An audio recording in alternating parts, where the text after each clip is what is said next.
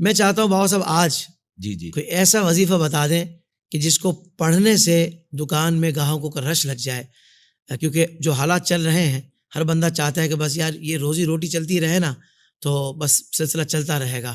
تو کیا کہیں گے اس بارے میں؟ حافظ صاحب وظائف تو الحمدللہ عز و جل بہت ہیں، مگر پڑھنے والے کا بھی ذرا دل دیکھنا ہوتا ہے نا اللہ کہ اکبر. وہ کتنی دل جمعی کے ساتھ وظائف کو پڑھتا ہے.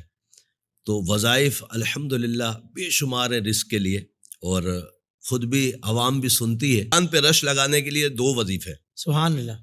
ایک تو سورہ واقعہ کی پابندی کر لی جائے کہ مغربی عشاء کے بعد سورہ واقعہ پڑھنی ہے اور 4 اگربتیوں پہ دم کرنا ہے. پڑھنے کے بعد دعا بھی کرنی ہے اور دم بھی کرنا ہے اگربتیوں پہ، اور صبح جب دکان کھولنی ہے وہ 4 اگربتیاں جلا کر اپنی دکان میں اس کی دھونی لگانی ہے. واہ واہ. دوسرا عمل یہ ہے، بہترین عمل جو سورہ واقعہ ہو سکتا ہے بہت سارے